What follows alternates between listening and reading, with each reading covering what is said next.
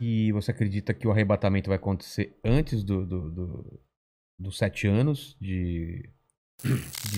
que seriam aquele período de 3 anos e meio, 3 anos e meio, Uhum. né? Ou durante, ou Tem depois alguns grupos que são pré-tribulacionistas, outros são a gente tinha pós-tribulacionistas, falado com o Rina né? aqui, ele falou que acredita que a igreja vai, se não me engano, vai ser antes da tribulação, né? Eu acredito que a igreja passará pela grande tribulação, Vivenciando? vivenciando. Eu acredito que Ah, sim. é? Por várias razões. A primeira delas, você sabe que toda a doutrina de arrebatamento da igreja, dispensacionalismo, Arrebatamento, pro pessoal que não tá acostumado, como você explicaria? tá, eu vou resumir o que é o arrebatamento. Tá. Vocês já ouviram falar, pessoal, aqui num filme chamado Deixados para Trás, de Tim LaHaye? Eu vi, mas eu não Left sei. Behind, né? Talvez o pessoal... Ainda vão criar uma tecnologia que a gente fala assim, eu ouvi, a gente vai ouvir, né? Já ouvi aqui. O pessoal... Esse filme mostra mais ou menos essa ideia. A ideia do arrebatamento é que o anticristo será um líder mundial, carismático, e quando ele começar a dominar a Terra, um pouco antes dele exercer sua hegemonia, a igreja vai começar a desaparecer. As pessoas sumindo. O avião vai ficar desgovernado, vai cair. Aqui, o mandíbula desapareceu lá. Samba, então vai ficar só a roupa lá e tudo e tal. Aqueles que estudam a profecia vão entender que ali foi a igreja que foi arrebatada. E quem ficar para trás é que não estava suficientemente espiritual para ser levantado. Aí vão começar 7 anos de sofrimento na terra em que o anticristo vai dominar.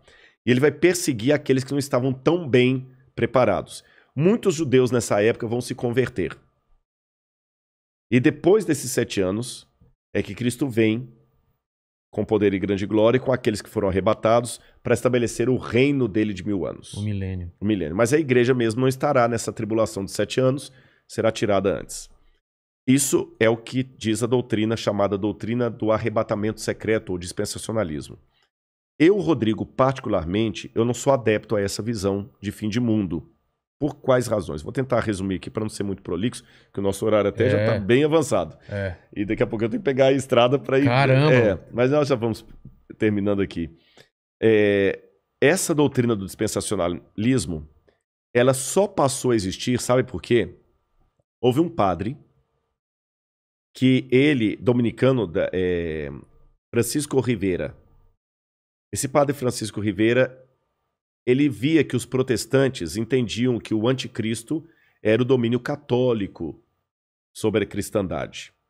Então esse padre, para tirar os olhos do papado, ele criou 2 coisas.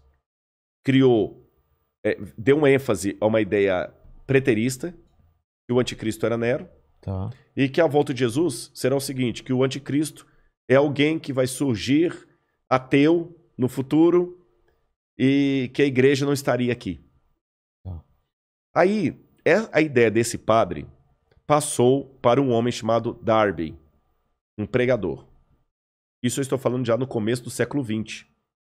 Darby começou a pregar aquilo, começou a empolgar, começou a dar mais ênfase, sistematizou tudo isso que eu estou falando.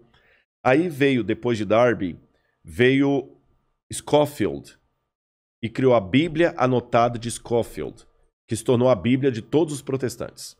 E na Bíblia de Scofield estava essa doutrina que ele aprendeu de Darby. E depois de Scofield, outros pregadores renomados começaram a propagar a ideia do dispensacionalismo, especialmente o Tim LaHaye, que ficou muito famoso. E isso hoje emplacou, especialmente no mundo evangélico, como sendo a visão de fim de mundo. Só que se você olhar atrás da história do cristianismo, o dispensacionalismo, com o arrebatamento da igreja, 7 anos de tribulação, tudo mais, não fazia parte nem dos ensinos de Lutero, nem de Calvino, nem de Zwinglio, nem de John Wesley, dos metodistas, nem dos cátaros, nem dos albingenses, nem nenhum dos que viveram a história do cristianismo. Dos protestantes, nem os cátaros, como eu falei, nem os valdenses, nenhum deles ensinaram isso. Nem a Igreja Católica ensinou isso. Se você for recuando mais, nem os pais da igreja ensinaram isso. Então, se fosse uma doutrina verdadeira, a gente tinha que admitir que é uma doutrina que ficou por 2000 anos. Vigente? Não, nem vigente. Inesquecida. ignorada. Ignorada. Porque em 2000 anos de cristianismo... Você falando dessa visão que foram os romanos Não, essa visão do anticristo como sendo alguém que vai vir, os 7 anos, a igreja arrebatada tá, antes. essa visão. 2000 anos, essa visão ficou completamente desconhecida do cristianismo. E veio à tona... Não tem nenhum autor cristão que fala dela. Começou com Francisco Rivera, padre, e depois Darby e Hal Lindsey também, que vai vir depois de Hal Lindsey com Tim LaHaye, que vão propagar isso aí. E espalhou no mundo gospel. Mas, biblicamente, eu tenho dificuldade de aceitá-la por algumas razões. Em primeiro lugar, a volta de Jesus na Bíblia é descrita, e quando eu falo eu acredito assim, eu estou falando Lutero, Zwinglio, Calvino, todo esse pessoal aí, né? Ela será com poder e grande glória. Todo olho o verá. Até aqueles que o traspassaram. A Bíblia não fala de um arrebatamento secreto. Não fala. Em momento... mas como é que... Mas Rodrigo, lá em Tessalonicenses fala, seremos arrebatados no abrir e fechar de olhos. A palavra arrebatados ali significa tirado de um lugar e levado para outro. Não fala em arrebatamento secreto. Okay. Jesus fala, porque assim como o relâmpago que sai do Oriente e se mostra até no Ocidente, assim há de ser a vinda do Filho do Homem. Então não é uma coisa secreta. Com essas coisas em mente, outro detalhe, o Apocalipse fala que Deus guardará o povo dele na provação que há de vir. Algumas traduções falam da aprovação. Guardará em meio à provação. Tá certo? A Arca de Noé, que é tomada por modelo de muitos, até em Jesus também, que fala, assim como foi nos dias do dilúvio, será na vinda do Filho do Homem, a família de Noé que foi salva, ela foi protegida do dilúvio, mas não retirada do dilúvio. Foi ela protegida, mas passou pelo dilúvio. Passou. Então, com esses e outros elementos, que eu precisaria de mais tempo para decidir, mas eu entendi a visão. Eu acredito que Jesus vai voltar com poder e grande glória depois do período da grande tribulação. A grande tribulação antecipa a volta de Jesus, porque Mateus fala, logo em seguida, a tribulação daqueles dias, fala da Idade Média, o sol escurecerá, a lua não dará sua claridade, etc, etc, etc, etc. E depois Daniel fala também que haveria um grande tempo de angústia, o qual nunca houve. Aí vem a vinda de Cristo. Tá certo? E nesse tempo de angústia, o qual nunca houve, o povo de Deus vai ser perseguido pelo anticristo e pelos que aderirem ao anticristo. Eu não sei se eu estarei vivo nessa época, mas se eu estiver, eu peço a Deus que eu fique firme ao lado de Deus e você também. Amém. E a volta de Cristo é aquela esperança que acalenta o nosso coração. Está perto. Eu não posso dizer quão perto, mas está próxima.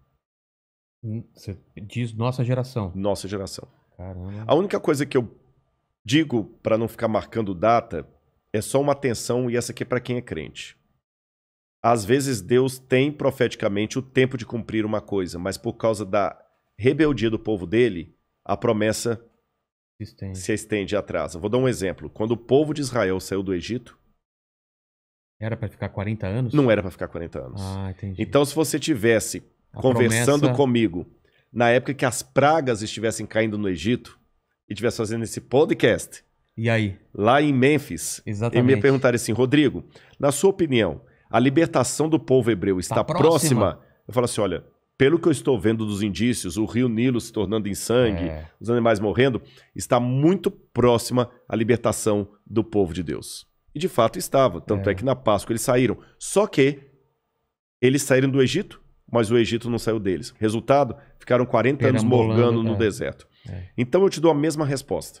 Olhando o cenário mundial hoje, a nossa libertação está muito perto. Eu espero que nós não precisemos ficar 40 anos vagueando no deserto por causa da nossa falta de fé, da nossa falta de compromisso com as coisas de Deus.